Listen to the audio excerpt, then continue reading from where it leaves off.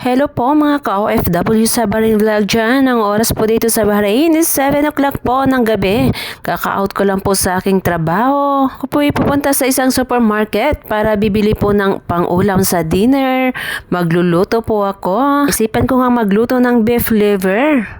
Po natin kung magkano ang kilo dito. Pahiwa na rin natin para ready to cook na siya. Mutton liver pala yung sa unahan, yung sa likod pala yung beef liver at meron nga po silang iba't ibang uri ng mga karne. Mga beef at mutton po siya. Po ditong pork kasi bawal po. Hindi pa lang silang utak ng beef. Nakatakot naman pag ito yung ulam ko. Hindi yata ako makakain kapag ganito ihain sa akin. Di bali na magsardinas ako. At ito na nga, pinakuha ko na 1 kilo na beef. Akala ko yung nasa unahan, mutton liver daw pala yon, kaya sa beef na lang ako. Yung 1 kilo nga po, ay naka-promo sila. 1 dinar, 90 fils po. Sa Pilipinas naman, nasa 148 pesos po 1 kilo. Ayan na nga, binigay na sa akin. Pinaslice ko na din ng maliit. Sulit na din para hindi na ako mahirapan sa paghiwa. Ako ngay maghahanap ng ingredients niya. Igigisa ko siya sa bawang at sibuyas at syempre sa sili para medyo maanghang naman. O lang talaga, hindi talaga ganun kasarap ang aking luto pero no choice po ako. Kailangan kong kainin ang aking niluto. Nga, medyo marami na mga tao dito banda sa vegetables. Kukuha lang ako ng sibuyas at bawang. Doon pa sa kabila banda kaya maglalakad muna tayo ng konti. Ayan, marami silang mga vegetables dyan. May mga prutas.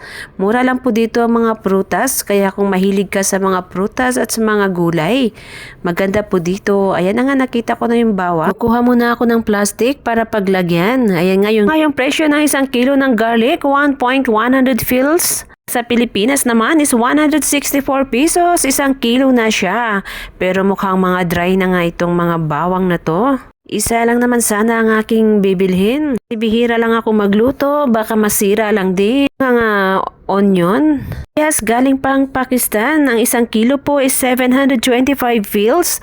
Nasa 108 pesos lang po kapag nasa Pilipinas. Kung saan ang mas mura, dito ba o nasa Pilipinas at marami silang mga gulay-gulay dyan. Kukuha ng gulay kasi bawang na naman at sibuyas ang aking hinahanap. Naghahanap nga ako ng sili. Check natin dito banda kasi kahilera nito ang mga sili. Parang mga nasa Pilipinas lang ang mga nakadisplay nilang prutas. Ako mahilig sa prutas pero ngayon pinipilit ko na din kumain. Nagkakaedad na rin. May mga ampalaya din sila. Ganda kapag marami kayo sa bahay para isang lutuan lang. Ito nga yung 1 kilo ng sili. Nasa 690 fils lang. Nasa 103 pesos pag nasa Pilipinas. Kuha lang ako ng ilang piraso para lang pampaanghang. Mawala yung lansa. Nakalimutan ko palang bumili dyan ng luya. At nakita ko nga meron saging galing Pilipinas. 1 kilo naman is 97 pesos siya. 650 fils siya pag nasa dinar. Okay na din. Maliliit lang siya. Ngayon lang ako nakakita ng saging na galing sa Pilipinas.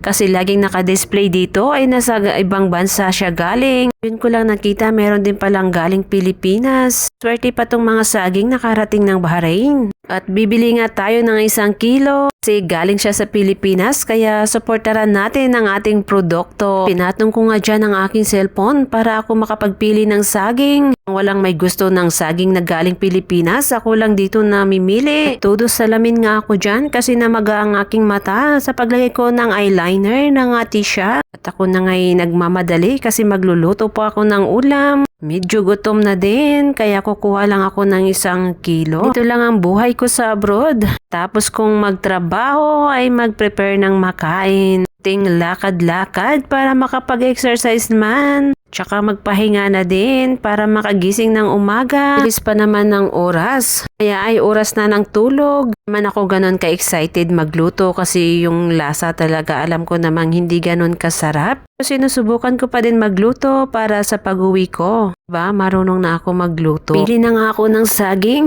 Dadaling ko na dito sa corner para ipacheck ang kilo at ang presyo. Din ang nakuha kong garlic at sibuyas. At kung mapapansin nyo, halos lang mga lalaki ditong namamalingke kasi ganyan dito sa Arab country.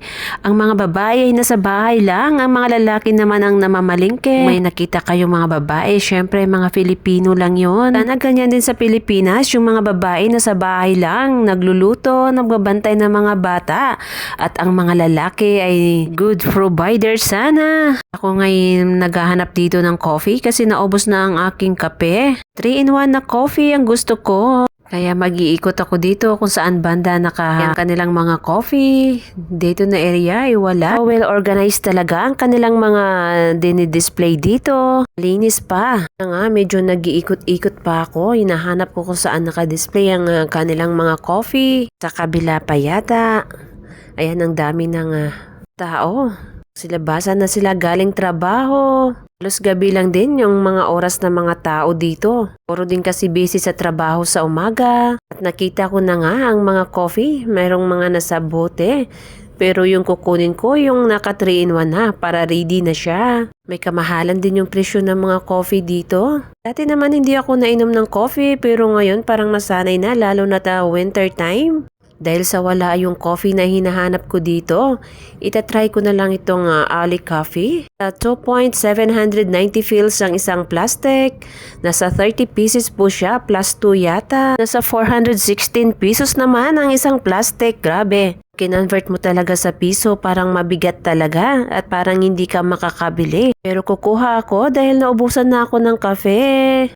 Maganda magkafe lalo na kapag winter time. At dahil sa nagmamadali na nga ako kasi hindi pa ako nakapagsaing, hindi pa ako nakapagluto ng ulam. Kukuha na ako ng isang coffee at para pumila na rin doon sa counter. Para makapagbayad na at makapag 1-to-1-to. Sa Pilipinas ako, hindi naman ako nagko-coffee. Dito lang parang no choice ka talaga. Parang nakikiramdam ka lang ng malamig na weather. Pag sa Pilipinas kasi masyado namang busy na tsaka hindi naman ganun kalamig. Ayaw ko din sanang ma-addict dito sa coffee na to. Kaya lang minsan parang naghahanap ka na rin ng coffee. Lalo na kapag mas sobrang lamig.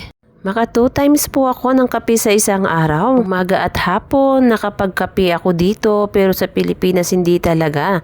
Sinusubukan ko ding once a day lang sana.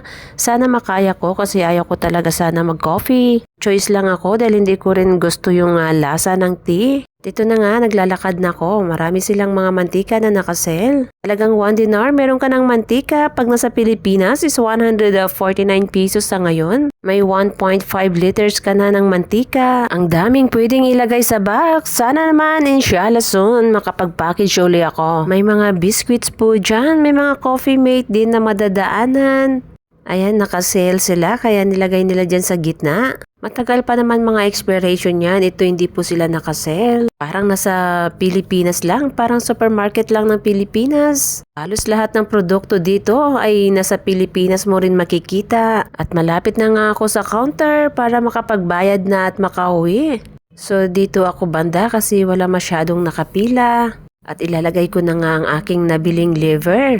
Kape at saka sibuyas at bawang. Natin kung magkano ba lahat. Parang simple lang yun ha. Isang sibuyas lang at isang bawang ang kinuha ko. Magkano kaya maggastos kapag tayo magluto ng liver? Hindi kasali yung kape at saging dyan. At ito na nga yung total na bill ko. Titingnan natin lahat kung magkano ay nasa 4.355 dinar. Nasa 646 pesos na rin pala kapag nasa Pilipinas. Hindi kasama yung coffee at saging dyan, medyo mura lang. At ito na nga magbabayad na ako. Hirapan ko pa yung cashier kasi nakatupi ang aking cash. Maganda daw kasi pag nakatupi para hindi madaling lumipad yung pera. Parang naisip ko parang mahirap din pumasok yung pera. Parang nakatupi din sila papasok sa aking wallet. Isipan kong hindi na itupi next time. Na nga inabot na sa akin yung sukli at ako'y uuwi na. Bitbit ko na ang aking mga pinamili. Pinamiling ulam para makapagluto na. Ako'y mag 1-to-1-to lang kasi malapit lang naman yung bahay ko sa supermarket. Yan yung kagandahan kapag nasa city ka mismo nakatira. Walking distance lang ang lahat so hindi mo na kailangan mag-taxi pa. Medyo marami na nga yung tao sa labas. At ako'y magluluto na, excited na ako magluto kahit hindi man ganun kasarap ang lasa. Budget nga kapag magluto ng liver is 1 dinar para sa isang kilo ng liver. 149 pesos pag nasa Pinas. Medyo mura na yan kasi naka-offer na siya kasi mas mahal yan kapag hindi siya naka-offer. Nasa 1 dinar lang. At i-check din natin kung magkano ba ang dalawang bawang, isang sibuyas at parang 4 na piraso na sili. Sili nila is 40 fils. Pag nasa Pilipinas is 6 pesos po siya. Medyo okay na rin kasi parang 4 lang din naman na piraso. Ang presyo nga ng sibuyas is 125 fils. Kapag nasa Pilipinas is 19 pesos din siya. Isang piraso lang, 19 pesos na yung sibuyas. At yung bawang naman, i-check natin kung magkano ang presyo ng dalawang bawang. Nasa 95 fils siya. Kapag nasa pesos naman is 14 pesos siya. Dalawang bawang na yan. Ito lang yung gagamitin ko sa pagluto kasi meron naman ng asin dito at saka pepper. Nagastos ko nga sa 1 kilong liver, 2 garlic, 1 onion at saka 4 na pirasong sili ay nasa 1 dinar 270 fils siya. Kapag nasa Pilipinas naman is 190 pesos. Okay na rin kasi marami na din yung 1 kilo. Yan na nga, niready ko na. Hiniwa ko na din. Makapag-start na din ako ng luto dahil gutom na talaga. Nilagay ko na nga yung mantika para igisa ko muna. Nilagay ko na rin yung sibuyas. Sinunod ko na rin dyan yung bawang. At nilagay ko na rin agad yung sili at hinalo-halo ko sila. Hindi ko talaga maintindihan yung lasa nito mamaya. Pero okay lang kasi gusto kong matuto sana. Gayahin ko pa lahat ng ingredients sa YouTube na aking napapanood. Pero kapag ako na nagluto, hindi ko talaga maintindihan yung lasa. Kaya minsan nawala na rin ako ng gana magluto kasi sayang lang na nga medyo mabango na yung amoy.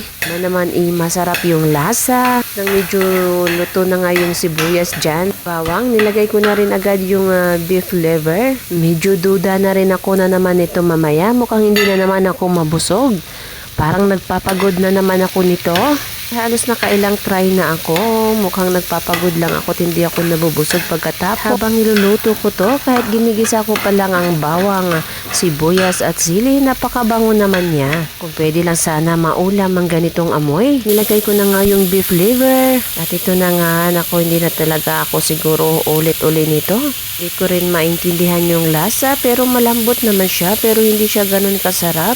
Lahat naman sinunod ko yung ingredients. Ayan, parang naging dinuguan na siya. Wala din siyang tubig, lang sauce, kaya parang dinuguan yung dating. Kaya choice na naman ako kundi kainin ang sarili kong luto dahil pwedeng hindi kainin yan. Sayang ang pera.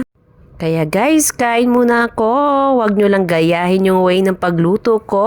Para hindi mukhang dinuguan siya. Na nga, kakain na naman ako. At para hindi ko mapansin ang lasa, kailangan kong uminom ng soft drinks. Para naman mabusog. Nga pala, maraming salamat sa inyong lahat. Pag-play po ng aking mga videos. Siyempre, thank you so much po sa inyong lahat sa pag-subscribe sa aking YouTube channel. OFW Sabarin Vlog. Kung hindi po dahil sa inyo ay hindi po ako mamonetize. At ngayon po naabot ko na ang aking minimiti noon na mamonetize ang aking YouTube channel. Kaya nagpapasalamat po ako sa inyong lahat. Thank you so much po sa inyo. Kuya, kakain muna. Hanggang sa susunod na video. Thank you po.